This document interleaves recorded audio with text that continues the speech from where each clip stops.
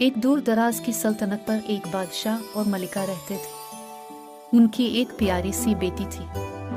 शहजादी बादशाह और मलिका से बहुत ही प्यार करती थी। शाही खानदान बहुत ही खुशहाल जिंदगी गुजार रहा था। सब बहुत ही खुश थे कि अचानक एक दिन बादशाह की तबीयत खराब हो गई।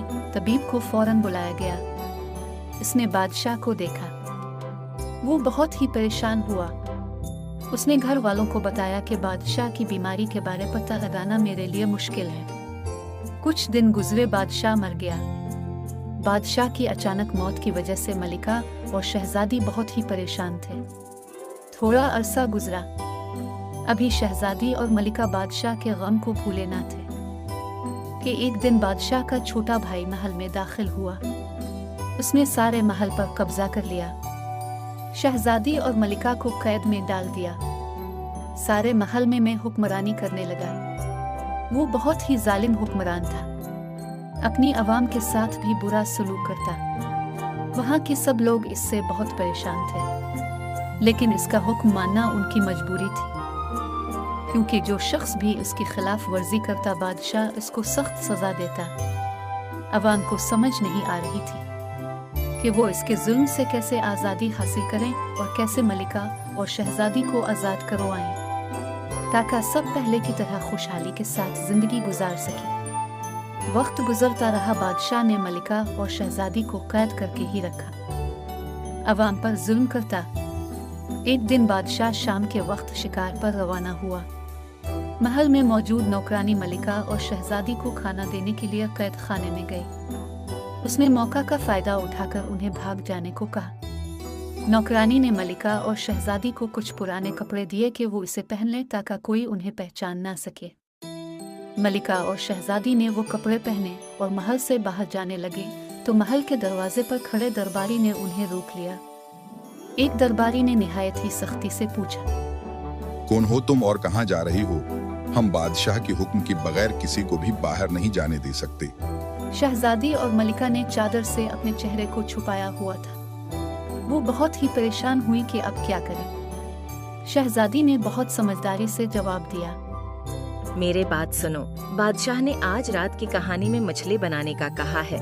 हम बादशाह के लिए ताज़ा मछली लेने जा रही हैं और भी सामान लेना है। जाओ और जल्दी आना। मलिका और शहजादी जल्दी से महल से बाहर आए। उन्हें समझ नहीं आ रही थी कि वो कहाँ जाएं, जहाँ बादशाह उन्हें ढूंढ ना सके। वो दोनों काफी देर चलती रही। चलते चलते वो महल से बहुत दूर आ गई। इस दौरान उन्हें एक छोटा सा घर नजर आया। शहजादी ने मलिका से कहा, क्यों ना इस घर में जाकर देखा जाए, शायद कोई हो जो हमारी मदद कर सके। हाँ जरूर, मैं चल चल कर बहुत थक गई हूँ। मैं और नहीं चल सकती। मैं कुछ देर आराम करना चाहती हूँ। वो दोनों इस छोटे से घर में दाखिल हुई। उन्होंने देखा कि घर की हालत बहुत खराब है। घर में कोई भी मौजूद नहीं है। ऐसा मालूम होता था जैसे घर काफी देर से खाली है, इसमें कोई भी नहीं रहता। मलिका और शहजादी ने वहां रहने का इरादा किया। मलिका ने शहजादी से कहा, घर को साफ करके यहाँ कुछ दिन गुजार लेते हैं। ये घर जंगल में मौजूद है और महल से बहुत दूर है। हमें कोई तलाश नहीं कर सकता। शहजादी ने घर को अच्छे से साफ किया और वो वहां रहने लगे। कुछ दिन ऐसे ही गुजर गए। एक दिन शहजादी खाने की तलाश में जंगल में से फल तोड़ने के लिए गई। इसने देखा एक खूबसूरत नौजवान खड़ा है। एक सांप इसकी तरफ बहुत तेजी से बढ़ रहा है, लेकिन वो इससे बेखबर है। सांप इससे पहले कि इस नौजवान को नुकसान पहुंचाता, शहजादी तेजी से आगे बढ़ी और सांप को पकड़ा और काफी दूर फेंक दिया। इस नौजवान ने देखा कि लड़की ने इसकी जान बचाई है। वो इससे बात करके इसका शुक्रिया अदा करना चाहता था, इससे पहले कि वो कुछ कहता। शहजादी वहां से भागकर घर आ गई। इसने अपने छोटे से घर को घास से और झड़ियों से ढक दिया ताकि कोई इसे ढूंढ ना सके। शहजादी समझ रही थी कि ये बादशाह के ही आदमी हैं जो कि इसकी और मलिका की तलाश में आए हैं, जबकि ये नौजवान एक शहजादा था जो कि साथ के मुल्क के बादशाह का बेटा था। उसने शहजादी को जंगल में तलाश किया। वो शहजादे को पहली ही नजर में अच्छी लगने लगी थी। शहजादे ने इसे काफी देर जंगल में तलाश किया। वो उसे कहीं ना मिली। वो वापस महल चला गया। शहजादा इसकी याद में रहता था। इसने अपने सिपाहियों को हुक्म दिया कि वो जंगल में जाएं और इसे तलाश करें। शहजादे के हुक्म के मुताबिक उन्होंने इसे सारे जंगल में तलाश किया, लेकिन वो ना मिली। शहजादा बहुत ही परेशान रहने लगा। उसे समझ नहीं आ रही थी कि वो लड़की कहाँ चली गई। अब वो इसे कहाँ तलाश करे। एक दिन शहजादा बहुत ही उदास बैठा था। दूसरे मुल्क से शहजादे का दोस्त इससे मिलने के लिए आया। शहजादे को खामोश और उदास देखकर उसने शहजादे से उसकी वजह दरियाफ्त की। शहजादे ने सारी कहानी अपने दोस्त को सुनाई। शहजादे के दोस्त ने कहा कि परेशान ना हो, इस लड़के को तलाश करने में मैं तुम्हारी मदद कर सकता हूँ। वो कैसी? मैंने हर जगह इसी तलाश कर लिया, वो मुझे नहीं मिली। तुम मेरे साथ चलो। मैं एक जादूगरने को जानता हूँ जो तुम्हारी मदद कर सकती है। इस लड़की को तलाश करने में वो जादू के जरिए मालूम कर सकती है कि वो लड़की उस वक्त कहाँ है। शहजादा जाने के लिए राजी हो गया और वो इसी लम्हे जादूगरनी से मालूम करने के लिए चले गए। जादूगरनी के पास पहुंचकर शहजादे ने सारी दास्तान जादूगरनी को सुनाई। इसने जादू किया और सामने पड़ी शीशे की गेंद में सब कुछ देखकर जादूगरनी शहजादे को बताया। जंगल के दरमियान में एक बड़ा सा दरख्त है।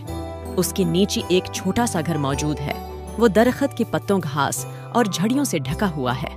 उसे तलाश करना थोड़ा मुश्किल है। वहाँ वो लड़की अपनी माँ के साथ रहते हैं। दूसरी तरफ शहजादी बहुत डरी हुई थी।